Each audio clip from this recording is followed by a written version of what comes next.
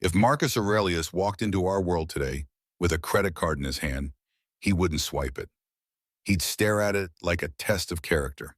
This was a man who commanded legions, governed millions, and held absolute power, yet chose to live like power meant nothing. He slept on simple bedding, ate without luxury, and reminded himself each morning that wealth, comfort, and status evaporate faster than breath in cold air. Now picture him stepping into a modern financial battlefield. Flashing sales, one-click checkouts, dopamine-driven notifications, and digital temptations engineered with scientific precision. He'd pause, look around, and pose the question to avoid because the answer stings. When did the price of freedom become so high? We exist in a culture where spending is effortless, debt is expected, and self-control is almost rebellious. Where financial instability is common, yet financial discipline is mocked. And still, 2 millennia ago, a Roman emperor wrote a private manual on surviving inner and outer chaos. A manual never meant to impress anyone. No audience, no applause, just truth. That book became Meditations. Inside it lies a mindset far more radical today than it was in ancient Rome. A blueprint for navigating money, desire, and modern chaos with calm clarity, rational restraint, and unshakable self-mastery. Marcus Aurelius did not rise to wisdom through ease. He carved it out of a world that demanded his collapse. Born into privilege, yes, but privilege has never protected anyone from their own mind. What made Marcus extraordinary wasn't his access to tutors or libraries. It was his refusal to let comfort delude him. While Rome drowned in wealth, distraction, and political theater, he trained himself to see clearly, to separate what was within his control from what wasn't, and to treat everything else as noise. And if you strip away the marble columns and imperial titles, the world he lived in isn't so different from ours. The pressure is the same. The temptations are the same. The instability is the same, only now it's digitized, accelerated, and monetized.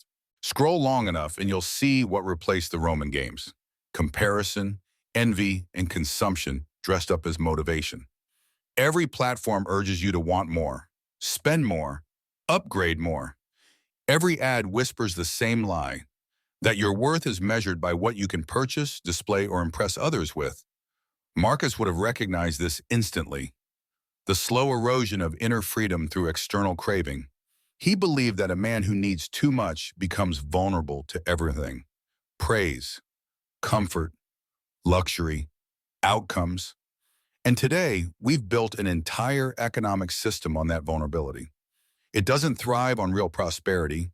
It thrives on your impatience, your fear, your desire for shortcuts, your inability to sit with discomfort.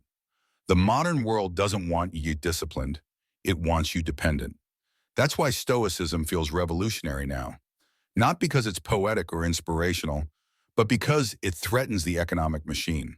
A person who thinks clearly cannot be manipulated easily. A person who knows what enough looks like becomes immune to marketing.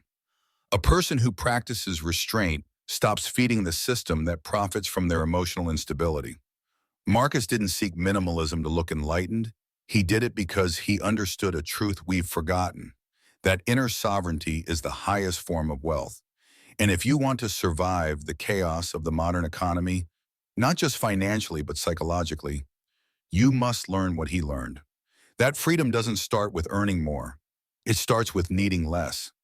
Marcus Aurelius trained himself to embrace discomfort, not flee from it. He slept on hard surfaces, ate modestly, and reminded himself daily that loss, failure, and scarcity are inevitable. For him, hardship was not punishment. It was the gym of the soul. In the same way, modern financial uncertainty, market swings, interest hikes, unexpected bills, is your training ground. The difference is that we often treat discomfort as an emergency rather than a lesson. Marcus would tell us, this is not chaos, this is opportunity to build resilience, to cultivate patience, and to understand what truly matters. Today, nearly every system around us encourages dependency. Credit cards, buy now, pay later plans, instant loans, all engineered to exploit desire. The digital world bombards us with messages that we are never enough unless we consume more. Yet Marcus teaches a different calculus. Freedom grows not with accumulation, but with detachment. Power comes not from what you control externally, but from mastery over your inner world.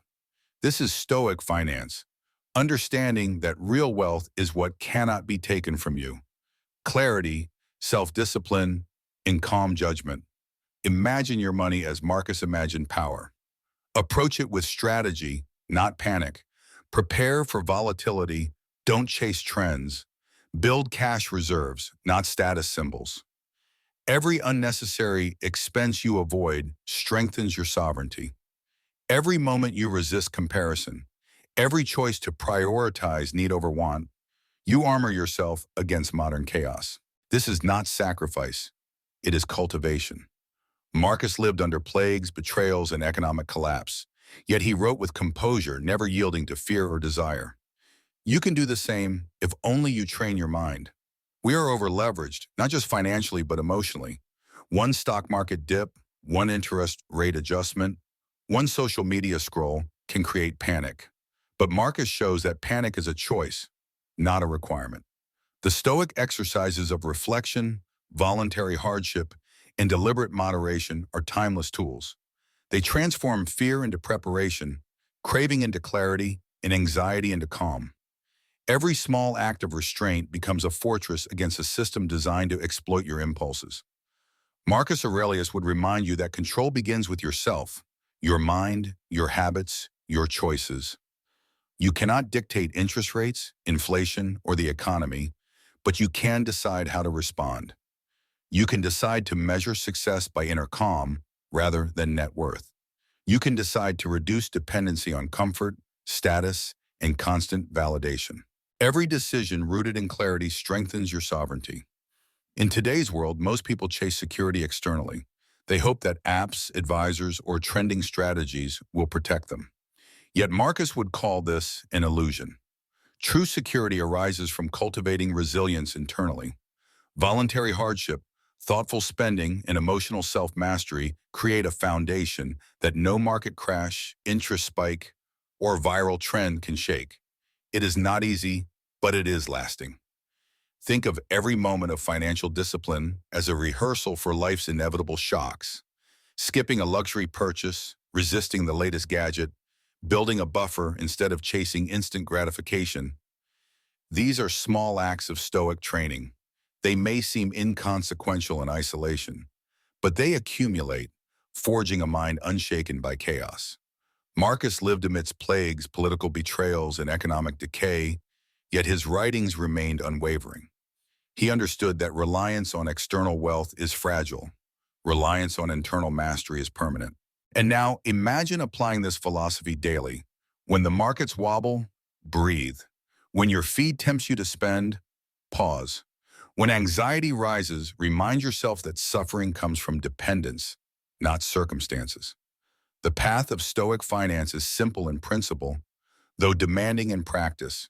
Need less, control yourself, prepare for volatility, and cultivate independence from external outcomes. Those who master this are insulated from the panic that consumes the unprepared majority. In the end, financial freedom is not defined by balances or possessions. It is defined by the capacity to remain undisturbed, to act deliberately, and to own your mind. Marcus Aurelius never had a credit card, yet he understood its metaphorical cost, being enslaved to desire. By practicing restraint, cultivating clarity, and embracing discomfort, you reclaim power that the modern economy wants to exploit. That is real wealth. That is real freedom. And that is how you survive, not just financially but emotionally, in a world engineered for distraction, excess, and instability. Marcus Aurelius never carried a credit card, yet he understood the price of being ruled by your impulses, and he understood the freedom that comes from mastering them. That is true wealth. That is true liberty. That is how you endure turmoil, whether in ancient Rome or the modern world. If this perspective shifted the way you see money, self-control, or life, subscribe now. The lessons of history are waiting quietly for those willing to listen. and I'll guide you to where the answers are hidden.